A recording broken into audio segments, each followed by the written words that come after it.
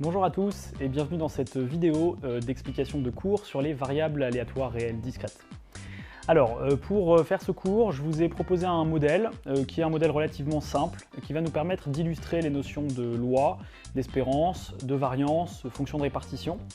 Le modèle que j'ai pris est le suivant. On lance 3 fois une pièce équilibrée, et on s'intéresse à la variable aléatoire x qui compte le nombre de piles obtenues. Alors chacun sait peut-être que x suit une loi binomiale, c'est pas le propos de ce cours-là, c'est le propos de revenir en détail sur la notion d'espérance, la notion de variance, la notion même de variable aléatoire, fonction de répartition et loi, pour pouvoir conclure.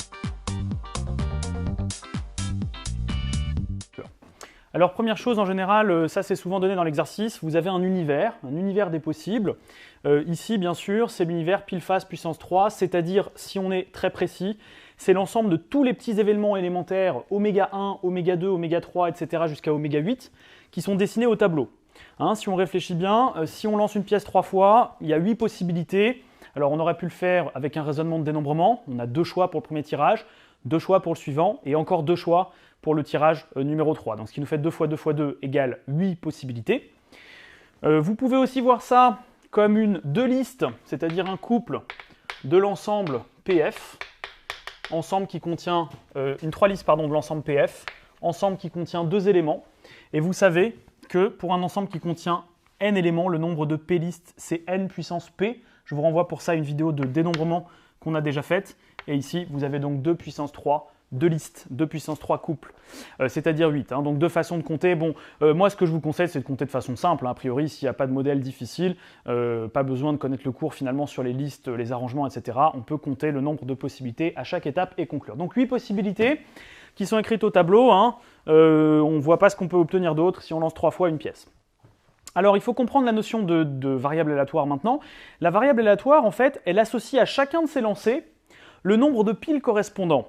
Et on comprend tout de suite que ce nombre de piles, eh bien, il est variable, puisque ça dépend en fait de l'expérience, ça dépend du résultat de l'expérience. Alors le résultat de l'expérience, c'est les petits événements élémentaires, oméga 1, oméga 2, oméga 3, etc.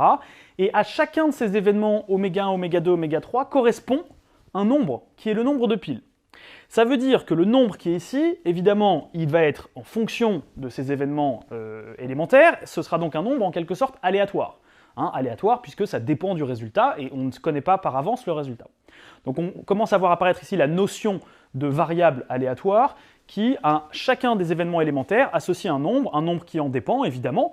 Donc vous pouvez voir la variable x comme une application.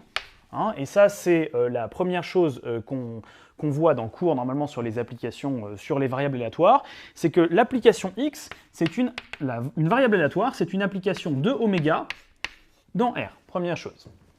Alors, elle vérifie en outre un certain nombre de propriétés, liées notamment à la question des tribus, mais le propos de ce cours, c'est pas de faire un cours trop théorique sur les tribus. Pour ceux qui le savent, c'est pour tout intervalle i inclus dans R, x-1 de i est un élément de la tribu A. Mais, encore une fois, là pour l'instant, introduction aux variables aléatoires, pas de cours trop théorique sur la notion de tribu, ici, c'est pas le propos. Le support d'une variable aléatoire, qu'on peut noter aussi x de oméga, qu'est-ce que c'est? C'est l'ensemble des valeurs prises par x. Alors ne confondez pas l'univers des possibles. L'univers des possibles, c'est l'ensemble de tous les événements élémentaires qu'on peut obtenir, et le support de la variable aléatoire, qui est l'ensemble des valeurs qu'elle peut prendre. Alors, de façon relativement logique, si x est le nombre de piles, ça peut valoir minimum 0, maximum 3. Chacune des valeurs intermédiaires entières est possiblement atteinte, et donc vous avez un support qui vaut 0, 1, 2, 3. Alors, petite précision, cette notation x de oméga ici, c'est une notation qui peut paraître un peu étrange. Pour bien la comprendre, je vous propose de faire le rappel suivant. Si vous prenez une application de E dans F, et si A est un sous-ensemble de E, ce qu'on appelle F de A, c'est l'ensemble des images des éléments de A. C'est-à-dire, si on voit ici graphiquement, c'est l'ensemble de tous les F de x, où x décrit, petit r ici, où x décrit l'ensemble A. Ok? Ça, c'est l'image de A, l'image, alors ça s'appelle même l'image directe, d'un ensemble, d'une partie, par une application. Et comme on a vu l'application x, la variable aléatoire x comme une application de oméga dans R, on comprend qu'en réalité, oméga, c'est donc l'ensemble de tous les petits événements élémentaires, et à chacun de ces événements, on associe un nombre. On associe un nombre, donc on va arriver dans R, qui est notre ensemble d'arrivées. R, vous pouvez voir le lien avec F, qui est l'ensemble d'arrivées ici. Qu'est-ce que l'ensemble, qu'est-ce que f de a, on le rappelle, c'est l'ensemble de toutes les images des éléments de a. Donc ce qu'on va appeler x de oméga, qu'est-ce que c'est? Oméga, ça joue le rôle de a. X, c'est un peu bizarre, mais ça joue le rôle de f. Donc finalement, qu'est-ce que c'est que x de oméga? C'est l'ensemble des images de ces points-là. Et l'ensemble des images, qu'est-ce que c'est? Bah, c'est 0, 1, 2, 3. Donc c'est bien x de oméga. Et si vous faites l'analogie, c'est l'ensemble des f de x. Hein, alors f, encore une fois, c'est grand X. Petit x, c'est les éléments de l'ensemble de départ. Qu'est-ce que c'est les éléments de l'ensemble de départ ici? C'est les petits oméga. D'accord? Donc c'est l'ensemble des grands x de petit oméga, où oméga décrit l'ensemble décrit l'univers, donc c'est-à-dire décrit la totalité des résultats possibles de l'expérience. Okay, donc x de oméga, c'est égal à 0, 1, 2, 3. Donc première chose dans la notation, ne confondez pas oméga qui est l'univers, x de oméga qui est le support, qui est un sous-ensemble de grand R, et qui est donc très simplement l'ensemble des valeurs prises. Bon voilà, ce petit point étant fait sur la notation, hein, une fois qu'on la connaît, c'est l'ensemble des valeurs prises, donc ça se note x de oméga. Très bien. Alors deuxième étape, trouver la loi d'une variable aléatoire réelle discrète. Alors à cet égard, vous connaissez peut-être un certain nombre de lois classiques, et je mettrai certainement à côté de cette vidéo un support avec un certain nombre de lois, la loi uniforme, la loi de Bernoulli, la loi de binomial, etc., la loi de Poisson pour ceux qui connaissent déjà. Mais parfois une variable aléatoire suit une loi qui lui est propre, et qui n'est pas spécialement une loi classique. Alors par exemple ici, bon, pour ceux qui savent que ça suit une loi binomiale, c'est très bien, mais là on va essayer de découvrir la loi tranquillement. Alors ici, on va mettre l'ensemble des valeurs prises, 0, 1, 2, 3, et pour chaque valeur, la probabilité que cette valeur intervienne. Alors pourquoi la probabilité ici vaut-elle 1/8? Eh bien, il y a deux façons de démontrer que cette probabilité vaut 1/8. Ici, on cherche la probabilité que x soit égal à 0. Probabilité 1/8, pourquoi? Parce qu'on a 8 possibilités ici, dont une seule est favorable. La probabilité, c'est donc, je vous le rappelle, nombre de cas favorables sur le nombre de cas possibles en situation d'équiprobabilité. Nous sommes ici bien sûr en situation d'équiprobabilité, au sens où les tirages, les lancers se font au hasard, et même si ce n'est pas précisé explicitement dans l'énoncé, on lance 3 fois une pièce, on comprend, on se met un petit peu en situation, les lancers sont supposés indépendants ici. Donc ça veut dire que ce n'est pas parce qu'on obtient pile qu'on a plus de chances d'obtenir face après ou avant, etc. Bon. Donc, un cas favorable sur 8 cas possibles. Autre façon de voir les choses, pour obtenir 0 succès, c'est-à-dire obtenir 0 pile, il faut qu'on obtienne face 3 fois de suite. Donc il faut qu'on obtienne face au premier tirage, probabilité 1/2, face au deuxième, encore probabilité 1/2, et face au troisième, événement qui est de nouveau de probabilité 1/2. Ces probabilités peuvent se multiplier car je viens d'annoncer que les tirages étaient supposés indépendants ici, donc 1/2 fois 1/2 fois 1/2, 1/8. Ok? Alors vous faites la même chose pour chacun des autres cas, hein, et alors pourquoi 3/8 ici? Encore une fois, bien sûr, parce que vous avez 3 événements, hein, 3 possibilités, c'est celle-ci, pardon, oméga 4, oméga 6 et oméga 7 qui mènent à x égale 1. Ok, donc vous trouvez toutes les probabilités. Première chose à faire, vérifier. Alors ça, c'est vraiment un conseil que je vous donne. Vérifiez toujours que la somme des probabilités fait 1 avant de poursuivre vos calculs et avant de poursuivre vos raisonnements. Parce que si vous avez une loi qui est fausse, votre fonction de répartition sera fausse, votre espérance sera fausse, votre variance sera fausse. Bref, tout votre exo va être faux. Alors c'est pas très difficile. Il suffit de s'habituer à le faire. Pensez à le faire à chaque fois. Vérifiez que la somme des probabilités fait 1. Surtout, pas de proba négative, pas de proba plus grande que 1, pas de probabilité égale évidemment à une valeur complexe, etc. Sinon, on va s'attirer les foudres du jury qui souhaite évidemment qu'on comprenne bien les notions en jeu. Bien, donc voilà la loi de la variable aléatoire x. Alors, à partir de la loi, on peut définir ce qu'on appelle la fonction de répartition. Alors là, je vous renvoie au schéma que je vous ai fait ici. La fonction de répartition, qu'est-ce que c'est? C'est une fonction de r dans 0, 1 qui, à toute valeur de x, associe non pas la probabilité que x soit égal à petit x, mais la probabilité que x soit inférieur ou égal à petit x. Alors on va essayer de découvrir un petit peu pourquoi ce graphique peut se construire de cette façon-là. La probabilité que x soit plus petit, par exemple, que moins 0,5, elle est nulle. Hein, x, on ne voit pas comment x, qui est le nombre de piles, ça peut être négatif. Donc a fortiori, ça ne va pas être plus petit que moins 0,5 ou moins 1 ou moins 2. Donc ici, ça vaut tout le temps 0. À partir de 0, si je remplace x par 0, quelle est la probabilité que x soit inférieur ou égal à 0? Eh bien, c'est la même que la probabilité que x soit égal à 0. Hein, puisque être négatif ou nul, vu que ça ne peut pas être négatif strictement, c'est que ça vaut 0. Donc probabilité 1/8 ici. Si je me place entre 0 et 1, par exemple 0,5, quelle est la probabilité que x soit inférieur ou égal à 0,5? Alors être plus petit ou égal à 0,5, pour une valeur qui est forcément entière, et qui ne peut pas être négative, c'est de nouveau la même chose, c'est l'événement x égale 0. Hein. Donc c'est par exemple cet événement-là, ou même, je vais prendre un autre exemple, x inférieur ou égal à 0,58, eh bien c'est comme l'événement ici, x égale 0 pour notre variable. Ok, on continue, on voit un peu ce qui se passe. Au point 1, alors, quelle est la probabilité que x soit inférieur ou égal à 1? Réfléchissons. Là, cette fois-ci, x inférieur ou égal à 1, c'est la réunion de deux cas, x égale 0 ou x égale 1. Je vous laisse réfléchir dans votre tête à la raison pour laquelle on peut additionner ces probabilités. Vous l'avez trouvé, j'espère, c'est bien sûr parce que ces deux événements sont incompatibles. Ces deux événements sont incompatibles. La probabilité de A union B, je vous le rappelle, on l'a vu dans le cours de proba, c'est P de A plus P de B moins P de A inter B. Et lorsque les événements sont incompatibles, c'est P de A plus P de B. Donc c'est ce qu'on applique ici. Donc là, on trouve 1 huitième plus 3 huitièmes, et on passe ici à 4 huitièmes, c'est-à-dire la moitié. Entre 1 et 2, ça vaut tout le temps la même chose. À partir de 2, on va rajouter la probabilité que x égale 2, c'est-à-dire 3 huitièmes supplémentaires. On va passer de 4 huitièmes à 7 huitièmes.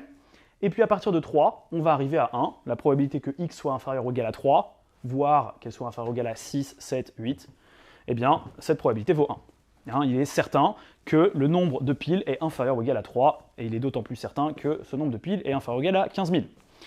Bon, alors on voit apparaître ici, avec un exemple, les propriétés classiques d'une fonction de répartition, à savoir, c'est une fonction qui est croissante, c'est une fonction qui admet pour limite 1 en plus l'infini, et qui admet pour limite 0 en moins l'infini. C'est une fonction pour les variables aléatoires réelles discrètes. Alors qu'est-ce qu'on appelle une variable discrète? C'est une variable telle que le support, soit un ensemble fini ou dénombrable. Je reviendrai sur la notion d'ensemble dénombrable après. C'est-à-dire il y a des points isolés. Bon. Alors, prenons toujours le cas d'une variable aléatoire réelle discrète. C'est une fonction de répartition, donc qui est, on l'a dit, croissante, de limite 1 en plus l'infini, de limite 0 en moins l'infini. C'est une fonction qui est en fait même en escalier. Elle est partout continue, sauf au point où 0, 1, 2, 3 ici, où la probabilité que x soit égal à xk est non nulle. Ok, suivons bien ce que je viens de dire. Par exemple, au point 0,38, la probabilité que x soit égal à 0,38, elle est égale à 0. La fonction est continue en ce point-là. La probabilité que x soit égal à 2 est non nulle. La variable aléatoire x peut prendre comme valeur 2. La fonction de répartition ne sera pas continue au point 2. Donc elle est continue partout, sauf au point où la probabilité que cette valeur soit atteinte est non nulle. Et en chacun de ces points, elle est, si on regarde bien, quand même continue à droite. C'est-à-dire si je me rapproche de 2 par la droite, l'image d'un point se rapproche de f de 2. Alors que si je me rapproche de 2 par la gauche, je m'aperçois que l'image qui vaut ici 4 huitièmes, enfin la valeur de la fonction vaut 4 huitièmes, et ça ne se rapproche pas de f de 2 qui vaudrait 7 huitièmes. Donc ici on a des points de discontinuité, pour être bien précis, elle est continue en fait à droite partout, et elle est continue à gauche partout, sauf aux points de discontinuité, qui sont les points où p de x égale k est non nul. Voilà les propriétés, si vous voulez, de la fonction de répartition, et ça vous pouvez le généraliser, évidemment, c'est le but de ce cours, vous l'avez compris, à n'importe quelle variable aléatoire réelle discrète. Bon, on fera un autre cours pour sur les variables aléatoires à densité, où là, il y a des propriétés différentes que certainement vous connaissez, mais qu'il n'est pas nécessaire de citer ici. Bon, ok, alors, donner la loi d'une variable, qu'est-ce que c'est? Dans un exercice, c'est donner d'abord le support, c'est-à-dire l'ensemble des valeurs prises par cette variable aléatoire, et donner pour chaque valeur les probabilités que cette valeur soit atteinte. Encore une fois, en vérifiant que la somme des probabilités fait 1. Il peut s'agir d'une loi classique, mais si vous avez un nombre fini de valeurs relativement simple, vous pouvez tout à fait présenter la loi sous cette forme. Sinon, de façon un petit peu plus générale, vous allez donner, si vous voulez, quel que soit xk appartenant à grand X de oméga, donc pour toutes les valeurs atteintes, vous allez donner la probabilité que x soit égal à xk. Et bien sûr, vous aurez d'abord pris soin de préciser le support. Donc c'est ça, donner la loi d'une variable, et c'est ce qu'on a fait ici. Ok, alors, dans un deuxième temps maintenant, je vous propose de passer à deux notions fondamentales sur ce cours, que sont l'espérance et la variance d'une variable aléatoire réelle discrète. Je te laisserai mettre un sous-titre ici, espérance et variance. Alors, allons-y, l'espérance d'une variable aléatoire, qu'est-ce que c'est? C'est défini comme la somme des xk fois p de x égale xk pour toutes les valeurs xk qui appartiennent à x de oméga, c'est-à-dire qui appartiennent au support. Alors, première remarque, il s'agit d'une somme. Il s'agit d'une somme qui peut être finie ou infinie. S'il s'agit d'une somme finie, c'est une somme qui existe toujours. L'espérance existe à ce moment-là. Si c'est une somme infinie, ça peut être un petit peu plus compliqué. Là, ça se rapporte au cours sur les séries. Je ne vais pas détailler ça pour l'instant. On pourra y revenir un petit peu plus tard. Je vais prendre pour l'instant l'exemple d'une variable aléatoire qui prend un nombre fini de valeurs. Cette somme, évidemment, va être finie. Donc, l'espérance existe. Ça, c'est la première chose qu'on pourra dire. X admet bien une espérance. Cette somme existe, si vous préférez. pour simplifier. Alors, quelle est cette espérance? Alors d'abord, on pourrait appliquer la formule, on va essayer de la comprendre. 0 fois 1 huitième, plus 1 fois 3 huitièmes, plus 2 fois 3 huitièmes, plus 3 fois 1 huitième. C'est-à-dire, c'est la somme du produit xk fois p de x égale xk, et on somme tout ça de 0 à 3. On obtient, dans l'exemple, si c'est 3 9 et 3 12, c'est-à-dire 12 huitièmes, c'est-à-dire 3 demi, dit autrement 1,5. Alors qu'est-ce que l'espérance d'une variable aléatoire réelle discrète? L'espérance mathématique, il faut bien comprendre ça comme un barycentre. Un barycentre, qu'est-ce que c'est? Peut-être ça vous rappelle quelques mauvais souvenirs de géométrie, je ne sais pas. Un barycentre, c'est une moyenne pondérée d'un certain nombre de points, pondérée par des coefficients, alors pour ce qui nous concerne, qui vont être positifs, et dont la somme fait 1. Petite illustration graphique très rapide, on prend un triangle, ABC. Si on s'intéresse à un point qui est ici, c'est une sorte de moyenne, si vous voulez, entre les points A, B et C, avec des poids, et on sent que C est un peu plus pondéré que A et B, puisqu'on est un peu plus du côté de C que vers A ou vers B. Si à l'inverse, les poids étaient identiques, genre 1 tiers, 1 tiers, 1 tiers, on serait plutôt, allez, à peu près ici, ce qu'on appellerait l'isobarycentre de ces trois points ABC. Alors, pourquoi je vous raconte ça? Parce que l'espérance, si on y réfléchit bien, qu'est-ce que c'est? C'est une somme de valeurs, pondérée par des probabilités, qui sont des poids positifs, évidemment, et dont la somme fait 1, on l'a vu ici. Donc, vous pouvez bien interpréter ça comme une moyenne pondérée. Et donc, qu'est-ce que c'est que l'espérance d'une variable aléatoire? C'est la moyenne des valeurs prises par cette variable aléatoire. Je prends encore une fois l'exemple d'une variable prenant un nombre fini de valeurs. Moyenne pondérée par les probabilités que chacune de ces valeurs soit atteinte. Évidemment, si vous avez une variable aléatoire qui vaut, par exemple, 0 ou 4 millions, si la probabilité que x soit égal à 4 millions est très faible, bon, l'espérance, sera très proche de 0. Si vous avez une variable aléatoire qui prend les valeurs 0 et 2 de façon équiprobable, eh bien, l'espérance de cette variable sera égale à 1 en plein milieu, évidemment. Alors, est-ce qu'on peut interpréter? Bien sûr, on peut le faire, puisque 3 demi, 1,5, je l'ai placé ici, et j'observe finalement que ceci est relativement logique. L'espérance se situe en l'occurrence en plein milieu de ma série. Alors pourquoi? Ce n'est pas toujours le cas, mais pour ce qui nous concerne, j'ai pris cet exemple. Continuons avec cet exemple-là. Les probabilités, on s'en souvient, étaient 1 huitième, 3 huitièmes, 3 huitièmes, 1 huitième. Il y avait une symétrie parfaite.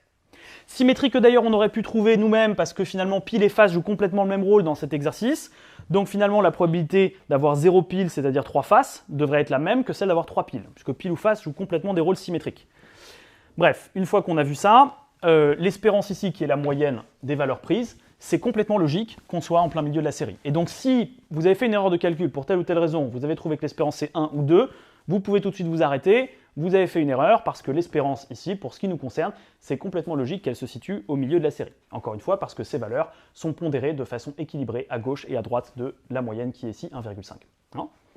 Donc ça, c'est toujours quelque chose qu'il faudra faire aussi dans les exercices sur les variables aléatoires réelles discrètes, d'ailleurs aussi sur les variables continues, pourquoi pas. Quand vous avez calculé l'espérance d'une variable aléatoire, je vous conseille vivement de vérifier que de façon logique, l'espérance, c'est bien la moyenne. Alors, espérance moyenne, on a parlé de moyenne et on a parlé d'espérance. Espérance, bien sûr, il ne faut pas se tromper, c'est pas ce qu'on espère. Ce qu'on espère, c'est peut-être que x soit égal à 3, j'en sais rien, ça dépend si on a parié sur le nombre de piles. Bon, espérance, en anglais, c'est expected value. Expected value, c'est-à-dire la valeur à laquelle on peut s'attendre, sans être ni optimiste ni pessimiste. Donc c'est effectivement relativement raisonnable de penser qu'en moyenne, on va atteindre une valeur de 1,5. Ok ? Alors je vais passer rapidement sur les notions relatives à l'espérance. D'abord, l'espérance, c'est une application linéaire. Si ça vous intéresse d'avoir la théorie des applications linéaires, on a fait une vidéo complète sur les applications linéaires de E dans F, où EF sont des espaces vectoriels. C'est-à-dire que l'espérance d'une somme, c'est la somme des espérances, et que l'espérance de A fois X, c'est A fois l'espérance de X. Ok, alors ça, je vous rappelle que, je vous informe que ça marche tout le temps, y compris si x et y ne sont pas indépendantes, il n'y a pas spécialement de conditions portant sur les variables x et y pour que ça marche. Si on réfléchit bien, je vais commencer peut-être par l'espérance de a fois x égale a fois l'espérance de x. Bon, c'est assez logique ce truc-là, parce que si x, par exemple, c'est la note que vous obtenez à votre prochain DST en maths, et que pour être sympa, je décide de multiplier toutes les notes par 1,3, la moyenne, votre espérance, c'est-à-dire la note moyenne à laquelle vous auriez pu vous attendre, elle va être multipliée aussi par 1,3, c'est logique. Si vous pensiez avoir par exemple 8, parce que voilà, suivant votre travail, etc., peut-être 12, allez, on va mettre 12, on va être un peu plus sympa. Si vous pensiez obtenir 12, vous allez obtenir 12 multiplié par 1,3. Okay ? Bon, c'est-à-dire 15,6. À moins que je me trompe, j'espère pas. On verra ça à la vidéo. Bref, alors l'espérance de AX égale A fois l'espérance de X. Donc ça, c'est une première propriété. L'espérance de X plus Y, ça vous donne E de X plus E de Y. Et si on combine les deux, vous obtenez ceci, qui peut se généraliser comme cela. C'est-à-dire que l'espérance d'une combinaison linéaire des variables x1, x2, xn, c'est la même combinaison linéaire, c'est-à-dire affecter les mêmes coefficients des espérances de x1, x2, xn. Donc l'espérance d'une somme, c'est la somme des espérances, et comme pour toute application linéaire, le lambda i, on va pouvoir le mettre en facteur, si vous préférez le sortir de l'opérateur espérance. Un truc intéressant aussi, remarquez que si l'ensemble des valeurs prises est comprise entre A et B, l'espérance aussi sera comprise entre A et B, au sens strict, et même au sens large aussi, bien sûr. Pourquoi c'est logique? L'espérance, c'est une moyenne, donc c'est relativement simple. Hein. Si les valeurs prises de x, elles varient entre 2 et 7, si vous me dites que la moyenne, elle vaut 9,5, il y a un problème. Un peu comme si vous me disiez que la moyenne de la classe au prochain DST, c'est 28. Bon, il y a un problème, parce qu'en général, les notes sont entre 0 et 20. Donc, c'est complètement logique. Et ça, c'est un truc auquel il faut penser. Il faut déjà vérifier qu'il n'y a pas une sorte d'incohérence absolue du style l'espérance de x, c'est 3 fois b, ou ce genre de choses. Okay. Et puis, dans un deuxième temps, il faut faire ce qu'on a fait déjà tout à l'heure, c'est-à-dire réfléchir, est-ce que l'espérance paraît logiquement placée par rapport aux valeurs prises? Voilà, alors pour ce qui concerne l'espérance mathématique d'une variable aléatoire qui comporterait une infinité de valeurs. Je ne vais peut-être pas faire le cours de façon très détaillée ici, parce que c'est un petit peu compliqué, mais on va se retrouver en présence d'une somme ici de séries. Pour ceux qui ont déjà fait les séries, sinon vous pouvez écouter et puis vous reverrez cette vidéo quand vous aurez fait le cours sur les séries, l'espérance va exister déjà à condition que cette série converge. Et on a une condition un petit peu plus forte en réalité dans le cours sur les variables aléatoires, qui est que cette série doit être absolument convergente. Bon, donc là je fais une petite parenthèse encore une fois pour ceux qui ont fait les séries. J'en dis pas plus sur la notion d'absolue convergence. Si ça vous intéresse, mettez-nous un lien en dessous de la vidéo, je vous enverrai un petit poly qui explique ça de façon un petit peu plus détaillée. Et je vais passer maintenant à la notion de variance. Ok, alors la variance, qu'est-ce que c'est? Alors la variance, c'est un outil qui est très intéressant pour mesurer la dispersion d'une variable aléatoire autour de sa moyenne. On va essayer de comprendre quelque chose sur cette notion d'espérance, c'est-à-dire à quoi ça sert finalement. De façon générale, si vous avez une variable aléatoire qui prend un certain nombre de valeurs, avec une moyenne qui est quelque part, ici, moyenne, c'est-à-dire l'espérance, vous avez tout un tas de valeurs qui sont les valeurs de x, que je vais placer comme ceci, voilà. Ça pourrait être intéressant de connaître la dispersion de ces valeurs, de la dispersion de la variable autour de l'espérance, c'est-à-dire de connaître ces écarts.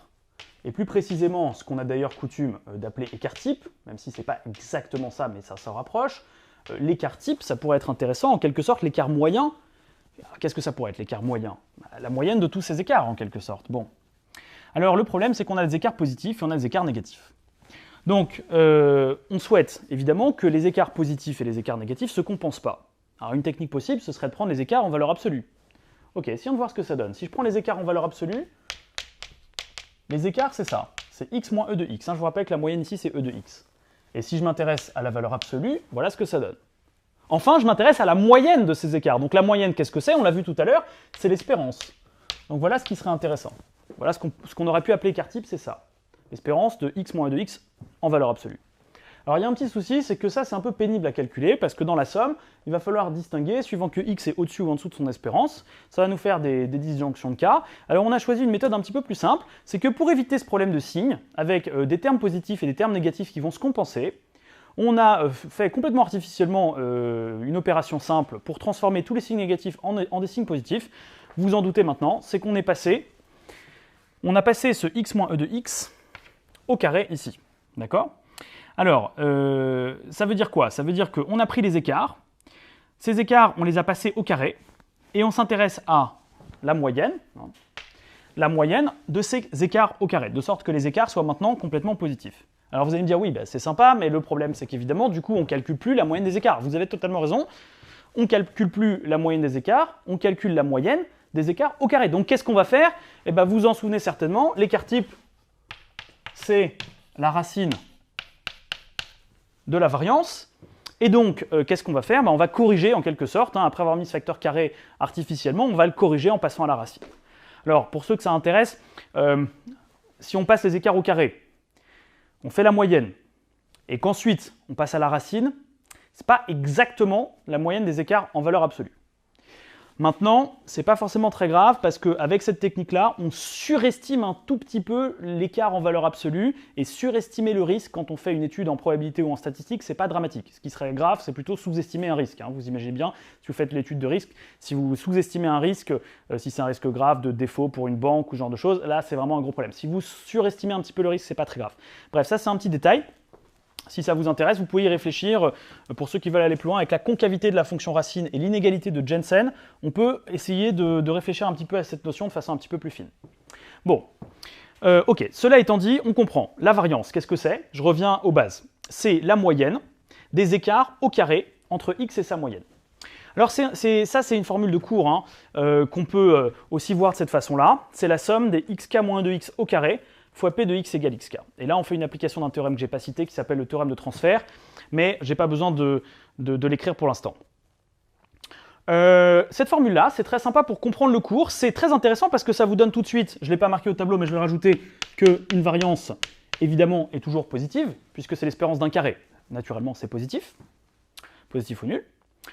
Maintenant, dans le calcul, en pratique, dans les exos, qu'est-ce qu'on fait? On développe tout ça, et après 3 lignes de calcul, on obtient que c'est l'espérance de x carré moins le carré de l'espérance. Ça, c'est une formule qui s'appelle, la formule de Koenig-Huygens, ou formule de Huygens tout court. C'est une formule que vous n'êtes pas obligé de citer, et qui va vous permettre de calculer l'espérance, en fait, en pratique dans un exo. Alors, c'est pourquoi je vous propose maintenant de revenir à notre cas particulier pour voir comment on fait. Alors, vous allez voir, c'est super facile. Je prends chaque valeur au carré, je multiplie par la proba et je vais sommer tout ça. C'est-à-dire que là, je vais obtenir, je l'ai écrit ici, l'espérance de x carré, qu'est-ce que c'est? C'est la somme des xk au carré fois p de x égale xk. Ok, donc allons-y. 0 au carré, ça fait 0. 1 au carré, ça fait 1 fois 3 huitièmes, 3 huitièmes.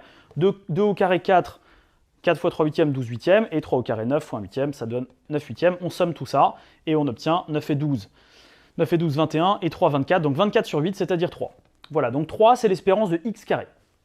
Bien sûr, attention, quand on a fait tout ça, on n'a pas fini, puisqu'il s'agit maintenant de calculer la variance. La variance, qu'est-ce que c'est? On applique la formule de Huygens qu'on a vue là-bas.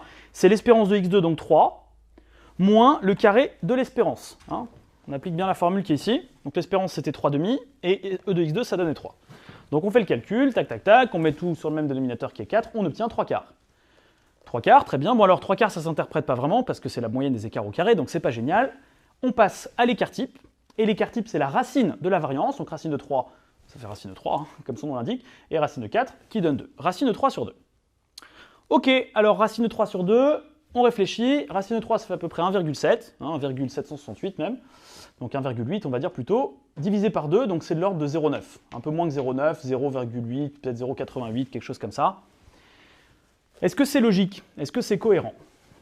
Alors l'écart type, une interprétation possible, même si on a dit que ce n'était pas exactement ça, mais quand même, vous pouvez l'interpréter de cette façon. C'est à peu près l'écart, comme son nom l'indique, l'écart type, quoi. L'écart moyen par rapport à l'espérance. Alors l'espérance, elle est ici. L'écart ici, il vaudrait 0,5. L'écart par rapport à l'espérance ici, il vaut 1,5. Ici, l'écart vaut toujours 0,5. Je vous rappelle qu'on s'intéresse aux écarts en valeur absolue maintenant. Et ici, l'écart vaut 1,5. Finalement, des écarts qui valent 0,5, parfois 0,5, parfois 1,5. Est-ce que ça peut valoir à peu près 0,88? Bah oui, d'autant que les écarts 0,5 sont un petit peu plus pondérés. Donc ce résultat paraît totalement cohérent. Bon, c'est le résultat du calcul, hein, mais il s'agit déjà toujours de vérifier qu'on n'a pas commis d'impair. Alors notamment variance négative, point négatif. Hein. Faites attention à ça, c'est aussi simple que ça. Une variance négative, si vous laissez sur votre copie, ça prouve que vous n'avez pas compris la notion de variance, qui est pourtant l'espérance d'un carré. Et donc, forcément, vous serez sanctionné. Et faites attention parce que comme on applique la formule de Huygens, que déjà là, on a peut-être fait une erreur, que là, on peut faire une erreur et qu'on peut refaire une erreur en faisant le calcul, franchement, vous allez le voir en pratique, on fait tout le temps des erreurs quand on calcule des variances. Enfin bon, moi, j'en fais pas mal. Donc, qu'est-ce que je fais? Je reprends mes calculs tranquillement, comme tout le monde, je fais l'interprétation. Si ça paraît OK, c'est bon. Si je vois qu'il y a un petit problème, je reprends mes calculs tranquillement. Je vous invite à faire la même chose jusqu'à ce que vous puissiez être sûr d'avoir réussi votre calcul. Voilà, alors quelques propriétés pour finir sur la variance. D'abord, la variance de ax plus b, c'est a au carré fois v de x. Ok, a carré fois v de x, pourquoi il n'y a pas de plus b? Si on y réfléchit bien, c'est pas si compliqué que ça, parce que la variance d'une variable aléatoire, ça représente sa dispersion, la dispersion des valeurs. Ok? Donc si vous ajoutez b à une variable aléatoire, qu'est-ce qui va se passer? Toutes les valeurs vont se déplacer de b. Alors la moyenne va se déplacer de B, donc la moyenne va augmenter d'un facteur B, mais la dispersion, quant à elle, ne va pas être modifiée. Okay, donc faites attention par rapport à ça, quand j'ajoute B à une variable aléatoire, sa variance ne change pas, encore une fois, la dispersion des valeurs ne change pas. Quant au carré portant sur le A, c'est relativement facile à comprendre. Si je multiplie toutes les valeurs par 3, les écarts entre les valeurs vont être multipliés par 3. Mais la variance, vous vous en souvenez, ce n'est pas la moyenne des écarts, c'est la moyenne des écarts au carré. Donc vos écarts ils vont être multipliés par 9. Et donc la moyenne des écarts au carré, c'est-à-dire votre variance, elle va être à son tour multipliée par 9. Donc de façon générale, la variance de ax plus b, c'est a au carré fois la variance de x. Alors pour ceux qui ont déjà vu la covariance, mais pour ceux qui ne l'ont pas vu, on fera certainement un cours sur les covariances un peu plus tard. La variance d'une somme, c'est v de x plus v de y, plus 2 fois la covariance de xy. Donc ça, formule à apprendre par cœur, j'en dis pas plus pour l'instant. Attention, c'est bien un signe plus ici, hein. Il y a pas mal d'élèves qui mettent un signe moins sans faire attention, confondant peut-être avec la formule donnant la probabilité de A union B, P de A plus P de B moins P de A inter B. Donc là, faites attention, c'est bien un plus. Et si vous généralisez, pour ceux que ça intéresse, la variance d'une somme, c'est la somme des variances, plus 2 fois la somme de toutes les covariances de Z2. Bon, j'en dis pas plus sur la notion de covariance. Pour finir sur cette notion de variance, la variance est, on l'a dit, positive ou nulle. Il y a une condition dans laquelle elle est nulle, évidemment. Alors on y réfléchit, quand est-ce qu'une variance peut valoir 0? Eh bien, quand les écarts en moyenne valent 0. Quand est-ce que les écarts en moyenne valent 0, vu que c'est des écarts au carré? Quand est-ce que des nombres positifs en moyenne sont nuls? Je ne sais pas, si par exemple je prends la moyenne de toutes vos notes depuis le début de l'année et que votre moyenne générale c'est 0, ça sent pas très bon, quoi. Ça veut dire que vous avez 0 à toutes vos épreuves. Bon, donc ici, évidemment, de la même façon, si par exemple vous avez tout le temps 8, bah, votre variance va être nulle puisque vous n'avez aucun écart. Votre variable est complètement centrée, si vous voulez. Donc c'est ce qui se passe ici. Votre variable va être centrée autour d'une seule valeur, okay, c'est-à-dire qu'elle prendra une seule valeur et il n'y aura donc aucun écart. Alors petite précision, éventuellement, c'est un peu compliqué, mais elle peut prendre éventuellement une autre valeur, une valeur B, mais avec une probabilité 0. On appelle ça dans ces cas-là des événements quasi impossibles, des événements qui seraient réalisables, mais de probabilité nulle. Bon, j'en dis pas plus, mais voilà, donc on peut dire pour être complet qu'une variance est nulle si et seulement si la variable aléatoire prend presque sûrement, c'est-à-dire avec une probabilité 1, une seule valeur. Hein, si et seulement si elle est centrée sur une valeur, c'est-à-dire, alors c'est pas la notion de variable centrée, hein, variable centrée, pardon, c'est la définition formelle, c'est espérance égale 0, donc c'est deux choses différentes. Mais ce que je veux dire, pardon, je retire le mot centré, la variance est nulle, ça veut dire la variable est presque sûrement constante. Ah, c'est le bon mot, c'est constante, pardon. Ok, donc presque sûrement, c'est-à-dire avec une probabilité égale à 1, ce qui est relativement logique. Bon, de même que pour l'espérance, évidemment, la variance, s'il y a un nombre fini de valeurs, la variable aléatoire x admet une variance, pas de problème. S'il y a une infinité de valeurs, c'est toujours la même histoire, il y a une somme potentiellement infinie, donc il faut régler le problème de la convergence, voire de l'absolue convergence de la série. Ici, convergence et absolue convergence, c'est la même chose en l'occurrence. Bref, donc petite précision, une variance existe dès lors que ceci existe, l'espérance de x2. Donc si l'espérance de x2 existe, vous pouvez en conclure que la variance existe. Voilà, encore une fois, si vous voulez en savoir plus sur ces notions, parce que là on commence à toucher à des choses relativement précises sur la convergence des séries, ce qui n'a pas lieu d'être pour des variables qui prennent un nombre fini de valeurs, encore une fois, mettez-moi un petit commentaire ou contactez-nous pour qu'on puisse vous transmettre le document support correspondant qui détaille de façon plus précise toutes ces notions. Voilà, j'espère que ce cours sur les variables aléatoires vous a déjà permis de comprendre ces notions d'espérance, variance, écart type, loi, fonction de répartition, support et la bonne correspondance entre oméga, x de oméga, etc., la connaissance de x en tant qu'application. Vous pouvez évidemment vous entraîner sur toute une série d'exercices maintenant, avec une sorte de plan dans votre tête qui est le suivant. J'ai une variable aléatoire, d'abord j'essaye de bien comprendre l'univers, j'essaye de trouver le support, c'est-à-dire les valeurs prises. Pour chaque valeur prise, j'essaie de trouver la probabilité que cette valeur soit atteinte, c'est-à-dire P de x égale xk. Éventuellement, je peux me servir de la fonction de répartition, ça c'est un truc que je n'ai pas dit, mais pour des variables, vous pourrez y réfléchir, qui prennent des valeurs entières. La probabilité que x soit égal à k, c'est la probabilité que x soit inférieur ou égal à k, moins la probabilité que x soit égal à k-1. Allez, je vais le faire très très rapidement pour finir. Si vous prenez... Je vais prendre les valeurs k et k-1 sur un axe. Si vous cherchez à trouver la probabilité que cette valeur soit atteinte, vous pouvez calculer la probabilité d'être ici, k compris, donc ça ce serait l'événement x inférieur ou égal à k. Et vous pouvez retirer à cette probabilité que vous allez calculer la probabilité que x soit inférieur ou égal à k-1. C'est-à-dire vous pouvez retirer tout ça. En effet, tout ça c'est hors sujet, puisque vous voulez exactement que cette valeur soit atteinte. Donc par exemple, la probabilité que x soit égal à 10, admettons que vous ayez que des notes entières, quelle est la probabilité que vous ayez 10 à votre prochain DS? Eh bien, il faut que vous ayez en dessous de 10, mais il ne faut pas que vous ayez en dessous de 9. Voilà, donc ça peut être une piste intéressante, c'est-à-dire à quoi ça sert? C'est si je n'ai pas déjà la loi, c'est-à-dire si j'arrive pas à trouver tout seul la probabilité que x soit égal à k, parfois, je peux utiliser cette formule-là, quel que soit k, etc., vous mettrez les quantificateurs appropriés. Je peux appliquer cette formule dès lors que p de x inférieur ou égal à k est plus facile à calculer. Donc, suivant les cas, on peut utiliser, donc calculer directement, en quelque sorte, s'intéresser directement à la fonction de répartition ou directement trouver la loi. Okay, donc, je reprends le plan d'étude, trouver les valeurs, bien comprendre la variable, trouver le support, être bien précis, trouver dans un deuxième temps donc, la loi, éventuellement à l'aide de la fonction de répartition. Troisièmement, justifier l'existence d'une espérance et d'une variance. Là, la phrase est toujours la même. Comme x prend un nombre fini de valeurs, alors x admet une espérance et une variance. Et puis pour ceux qui ont fait les séries, je vais quand même le dire, comme la série de termes générales xk p de x égale xk est absolument convergente, ce qu'il faudra prouver, x admet une espérance.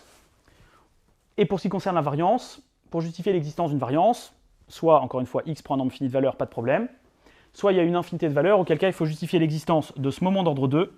Et pour ça, il faut justifier que la somme, la série de termes générales xk carré p de x égale xk converge. Bon, je ferme cette parenthèse. Donc, une fois que vous avez trouvé la variance et l'espérance, vérification, comme on l'a vu tout à l'heure, vérification de la cohérence de vos résultats sur espérance, variance, calcul de l'écart type. Bon, puis ensuite, on peut vous demander tout un tas d'autres choses, évidemment, sur des variables aléatoires, mais ça vous donne déjà un bon point de départ pour commencer les exos. Voilà, dernière chose que je voulais vous dire sur les probabilités. Au-delà du cours sur les variables aléatoires, si vous voulez réussir les exercices, il faut vraiment bien maîtriser les notions de probabilité et donc de dénombrement. Donc je vous invite, si ce n'est pas déjà le cas, à peut-être faire d'abord, avant de vous lancer dans ce genre d'exo, à faire des petits rappels sur le dénombrement, les pélices, les arrangements, les permutations, la probabilité d'une réunion, d'une intersection, les différentes formules qu'on peut avoir. Et puis enfin, alors il y a une dernière façon de résoudre les exos complètement différente de celle-ci, c'est reconnaître tout de suite des lois classiques. Ça j'en avais parlé très rapidement.